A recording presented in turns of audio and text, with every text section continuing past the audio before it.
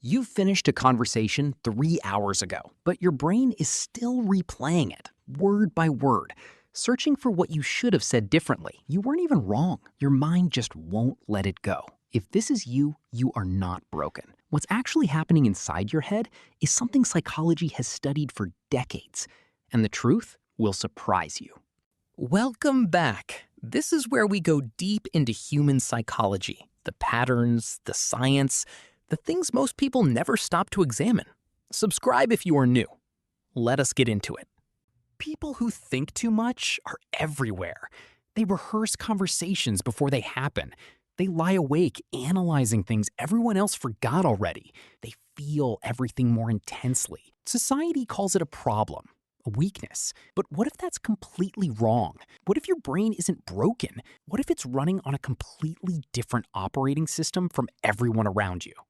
Psychology calls it rumination, the tendency of the brain to replay, re-examine, and reprocess experiences long after they're over. But here's what research actually shows. Overthinkers don't have break-in brains. They have highly active default mode networks. The default mode network is the part of your brain that activates when you're not focused on a task.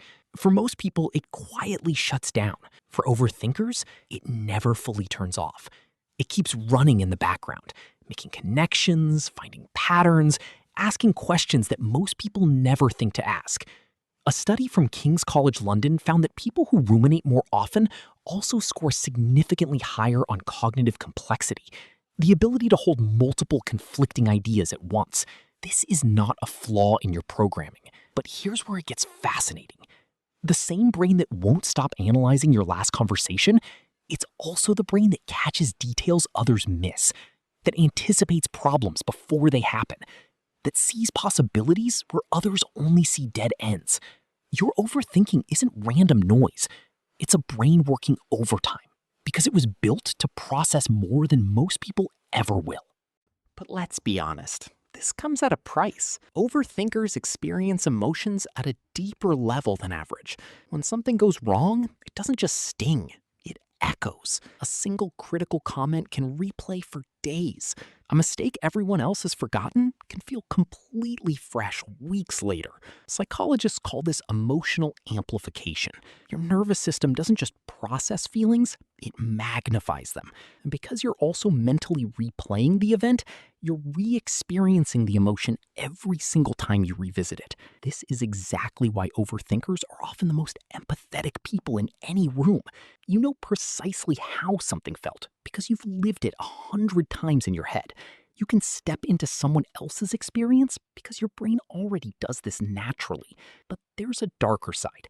Psychologist Susan Nolen-Hoeksema, who spent 30 years studying overthinking, found that chronic ruminators are 3 times more likely to develop depression.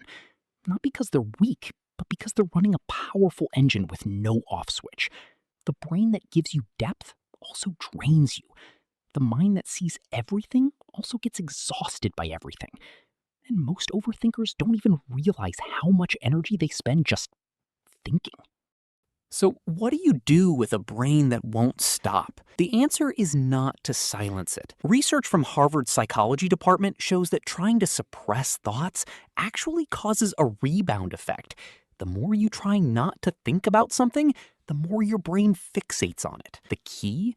The one thing that separates overthinkers who thrive from overthinkers who suffer is redirection, not suppression. The most successful overthinkers in the world, researchers, writers, strategists, therapists, they don't fight their minds, they channel them. They give their brains a problem worthy of their capacity. Your brain needs a target. Without one, it picks apart your past. With one, it builds your future. This is why you'll find overthinkers disproportionately represented in the highest levels of science, philosophy, art, and leadership. Not despite their tendency to think too much, but precisely because of it. The same neural pattern that makes you replay a conversation also makes you brilliant at anticipating how people will react. The same depth that makes you feel criticism sharply also makes you understand human emotion better than almost anyone else. Your overthinking isn't a bug, it's a feature running on the wrong application. So here's the truth about people who think too much. You don't need to be fixed. You need to be aimed. The suffering comes from a mind with no direction. The power comes from giving it one. When you catch yourself replaying a situation, ask one question. What can I actually change about this? If the answer is nothing, your brain has no useful work to do there. Give it a new problem to solve. If the answer is something, you're not overthinking, you're planning. And that is a strength. People who think too much are not broken people trying to be normal. They are wired differently.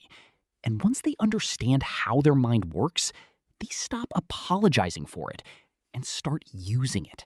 That's not a weakness. That is the most powerful thing about you.